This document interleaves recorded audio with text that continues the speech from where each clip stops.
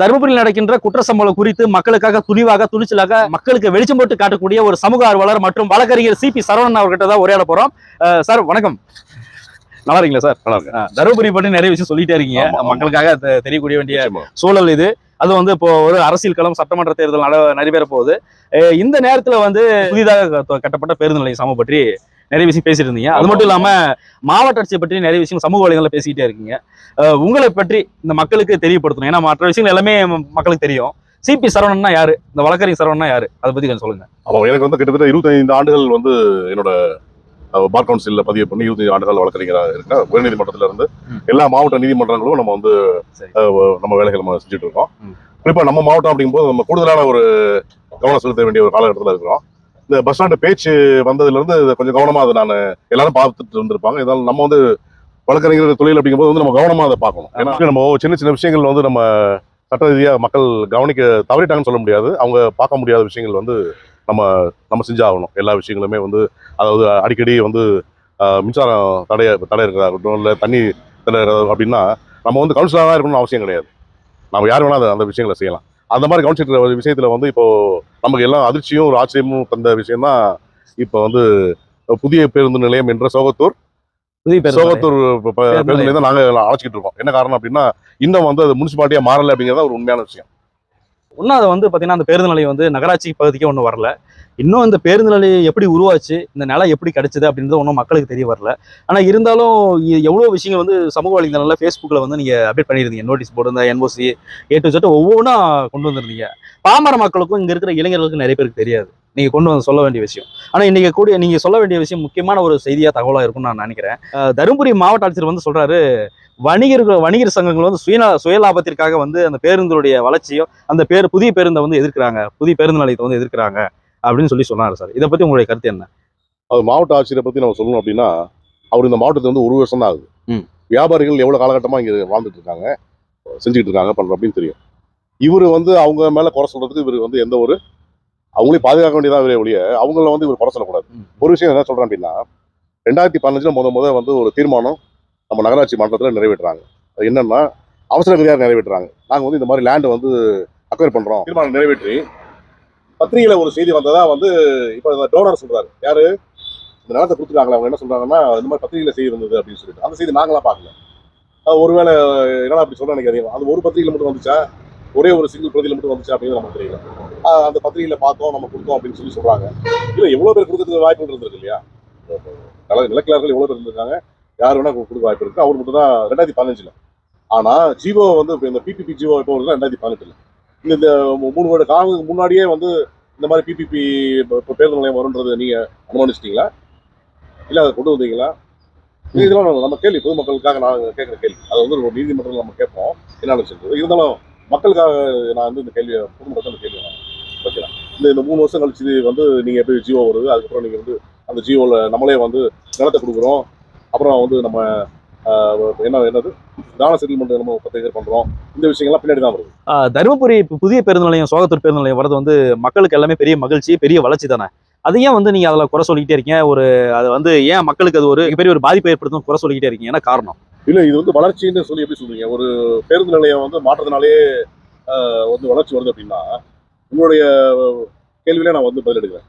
அப்ப எல்லா மாவட்டத்தில் இருக்கக்கூடிய பேருந்து நிலையம் மாத்திடலாமே, வளர்ச்சி வந்துரும்ல. எல்லா பேருந்து நிலையத்தையுமே இப்ப பக்கத்து பக்கத்துல வந்து ஒரு வெளியில போய் மாத்தா வளர்ச்சி வந்துருமா?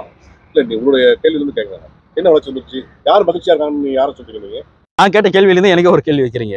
இது என்ன அப்படின்னா, அந்த பேருந்துக்குள்ள பழைய பேருந்து நிலையம் இருக்கு இல்லைங்களா, பஸ் ஸ்டாண்டுக்குள்ள நிறைய பேருந்துக்குள்ள வர முடியாம நிறைய நெருக்கடியா இருந்தது. கடைகள் ஆக்கிரமிப்பால நிறைய நெருக்கடியா இருக்கு.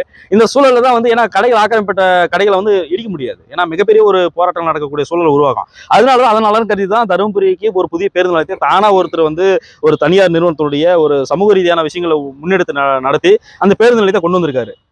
அது ஒரு வளர்ச்சிக்கான பாதை தானே அப்படின்னு எல்லாம் சொல்றாங்க சார். வளர்ச்சி தான்.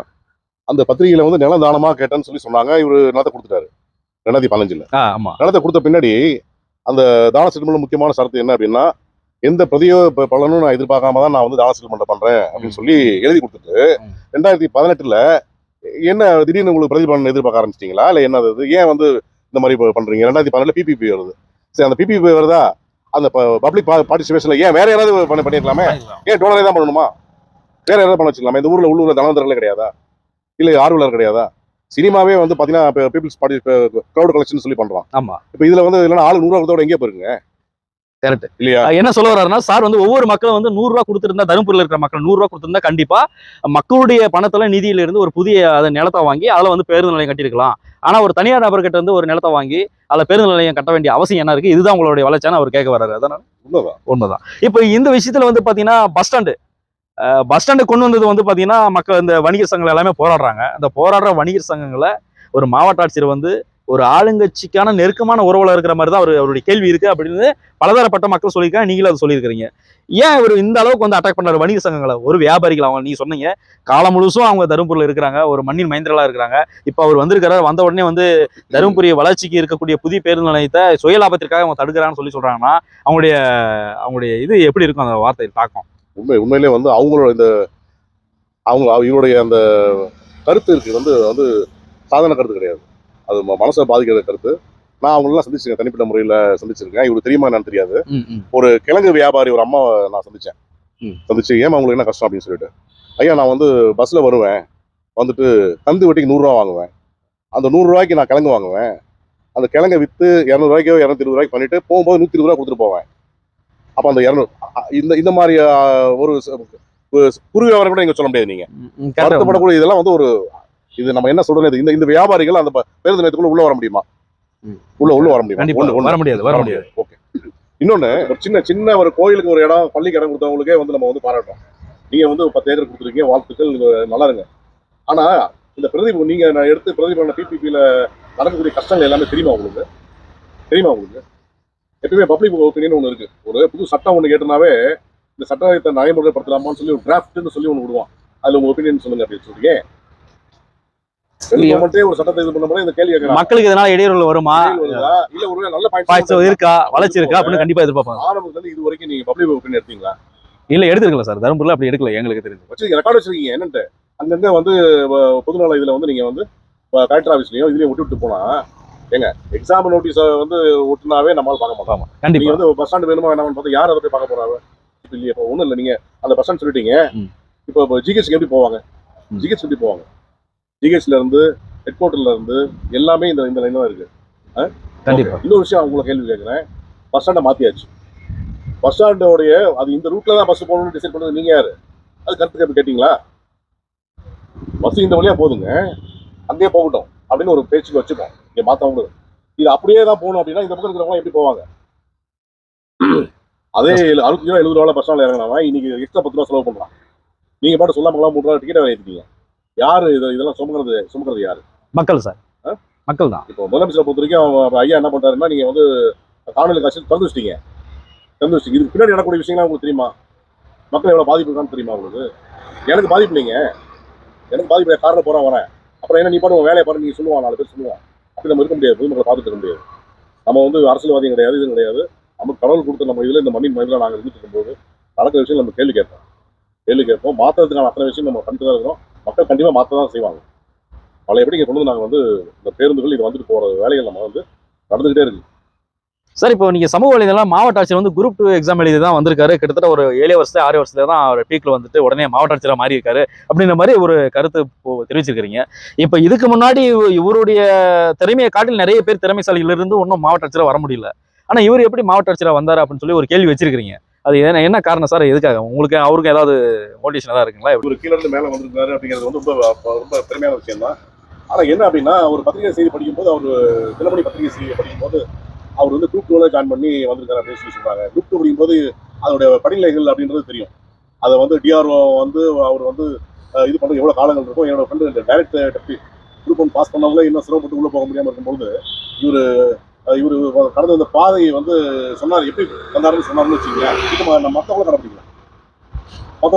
ஈஸியா மாவட்ட ஆட்சியரா மாறிடலாம். ஈஸியா வந்து ஒரு ஐஎஸ் கன்ஃபர்ட் ஐஎஸ் வாங்கி போக முடியும். ஏன்னா டைரக்ட் குரூப் 1 வர முடியலையே, இவர் கீழே வந்துட்டாரு. அந்த ஒரு சுச்சமத்தை சொன்னார்னா நமக்கு நல்லா இருக்கும். கடைசியா ஒரு விஷயம் மட்டும் நான் தருமபுரி மக்களுக்கு சொல்ல விரும்புறது என்ன அப்படின்னா, ஒரு 20 வருஷத்துக்கு முன்னாடி வந்து மத்திய அரசு சுகாதாரத்துல வந்து மேம்பட்டு இருக்கக்கூடிய குழந்தைகள் லிஸ்ட் எடுத்தாங்க. அந்த லிஸ்ட்ல வந்து உங்களுக்கு தெரியுமா என்று தெரியாது, அந்த லிஸ்ட்ல வந்து டாப்ல வந்து தருமபுரி மாவட்டம் தான்.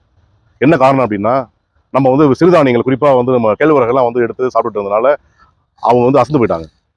நம்பர் 1 ஹெல்த்ல வந்து நம்பர் 1 இருந்தது தர்மபுரி, நம்பர் 1 இருந்தது. இப்போ எங்க இருக்கு அப்படின்னு உங்களுக்கு தெரியும். இதை மாத்துனதெல்லாம் யாரு, ஏன் மாறி போனோம் அப்படிங்கிறதெல்லாம் வந்து தெரியும். மக்கள் இனிமே அவங்கவுங்க வந்து நம்ம இவரு சொன்ன மாதிரி தன் வீடு தன் பிள்ளை தன் பெண்டுன்னு இருக்காம கொஞ்சம் ஒரு நான் வந்து முழு நேரமா வந்து பொது விஷயத்துக்கு நான் செய்யல. நான் வந்து என்னுடைய தொழிலும் பார்க்குறோம், குழந்தைகளை பார்க்குறேன், நண்பர்களை பார்க்குறேன். அது போல நீங்களும் கொஞ்சம் நம்ம நேரத்தை செலவிட்டு பொதுமக்களை கொஞ்சம் இதாக இருந்து நம்ம வந்து எச்சரியா இருக்குன்னு சொல்ல வரல, கவனமா இருக்கணும். நம்ம கவனமா இருக்கணும். ஏற்கனவே வந்து எல்லாமே சொல்றாங்க இது வந்து பிற்படுத்த மாவட்டம்னு சொல்லிட்டு. பிற்படுத்த மாவட்டம் இது கிடையாது. எல்லா வசதிகளும் இருக்கக்கூடிய மாவட்டம் இது. உங்களுக்கு எல்லா வசதிகளும் இருக்கக்கூடிய மாவட்டம். மாவட்டத்தை பாதுகாக்கக்கூடிய அத்தனை உங்களுக்கு ஒன்றும் இல்லை. தொழில் விஷயங்கள்லாம் எடுத்துட்டீங்கன்னா ஆதி காலத்துல இருந்து வந்து மோதூர் அப்படிங்கிற சொல்ல ஊர்லாம் வந்து தொடர்ச்சியா 10 வருஷங்கள் மனிதன் வாழ்ந்த காலம். அப்ப வந்து இப்ப இருக்கக்கூடிய எந்த கட்சிகளும் கிடையாது, ஆட்சியும் கிடையாது, மன்னராட்சியும் கிடையாது. நான் சொல்றது 10,000 வருஷத்துக்கு முன்னாடி சொல்றேன் நான். அப்ப இருந்ததுதான் மோதூர் அப்படின்னு சொல்லிட்டு தர்மபுரியில இருக்கு. அதிகபட்சமான தொழில் எச்சங்கள் அதிகமா உள்ள நகரம் அப்படின்னா அதிக மக்கள் இங்க வாழ்ந்துருக்கான். அதிக மக்கள் வாழ்ந்துருக்கான். இப்போ அதிக மக்கள் நம்மளும் இனிமே நல்லா வாழணும், பண்ணணும், செய்யணும் அப்படின்னு நினைச்சீங்கன்னா கவனமா இருங்க. ஒவ்வொரு விஷயத்தையும் விட்டு கொடுக்காதீங்க. எல்லாருமே வந்து ஒரு நல்லது நடக்கும்போது எல்லாம் ஜாயின் டான்ஸ் பண்ணுங்க. இப்போ என்னோட சேரணுன்றது அவசியம் கிடையாது. ஏதாவது ஒரு நல்ல விஷயம் நடக்கும்போது ஒரு கூட சேர்ந்து நம்ம போறது நம்மளுடைய மாவட்டத்துக்கு ரொம்ப நல்லது. சார், நிறைய விஷயம் தருமபுரி மக்களுக்கு நிறைய விஷயம் சொல்லியிருந்தேன். கண்டிப்பா அந்த வீடியோ பார்த்து தருமபுரி மக்களுக்குள்ள ஒரு மாற்றம் வரும்னு நினைக்கிறேன். மீண்டும் ஒரு நேர்காணல்ல உங்களை சந்திக்க போறோம். கண்டிப்பா அந்த மக்களுக்கு அடுத்த நேர்காணல இன்னும் மக்களுக்கு பெரிய மாற்றத்தை கொண்டு வரணும் சார். உங்களுடைய ஸ்பீச்சில் உங்களுடைய பொன்னான நேரத்தை எங்களுக்கு ஒதுக்கி கொடுத்ததுக்கு ரொம்ப நன்றி சார். மிக்க நன்றி நண்பர்களே. இது வந்து நம்ம இதுல யாரும் மனசை ஒருத்தர் புண்படுத்துறதுக்காகவோ இல்ல அவங்களை அவமானப்படுத்துறதுக்காகவோ அப்படிங்கிற ஒரு நிகழ்வு கிடையாது. யாரும் தயவுசெய்து அரசியல் ரீதியால எடுத்துக்காதீங்க. இது வந்து உண்மையிலேயே உங்களுக்கு ஒரு அவேர்னஸும் மற்றும் எங்களுடைய கோரிக்கை தான். நம்ம பகுதிவாழ் மக்கள்ல ஒரு சில அறிவாளிகளும் திறமைசாலிகளும் நம்ம இருக்கிறாங்க. அதெல்லாம் ஒருத்தர் இவர் இல்ல குறிப்பிடணும். ஒரு சிலர் அப்படி சொல்ல முடியாது. இது பல அறிவாளிகள் இருக்கக்கூடிய ஒரு ஏன்னா ஒவ்வொருத்தரா வந்து நம்ம வந்து எல்லாத்தையும் வெளியில வருவாங்க. இன்னொரு விஷயம் என்ன சொல்றேன்னா, நம்ம தர்மபுரியில இருந்து லியோ டால்ஸ்டாய்க்கு கடிதம் எழுதக்கூடிய நபர்லாம் தர்மபுரியில இருக்காங்க. அவங்களையும் நம்ம சந்திப்போம். கண்டிப்பா அந்த மாதிரி திறமைசாலிகள்லாம் சந்திக்கணும். அப்பதான் இன்னும் வந்து ஒளிஞ்சு கிடக்கிற திறமைசாலிகள் வெளியே வருவாங்க சார். மிக்க நன்றி. மிக்க நன்றி சார்.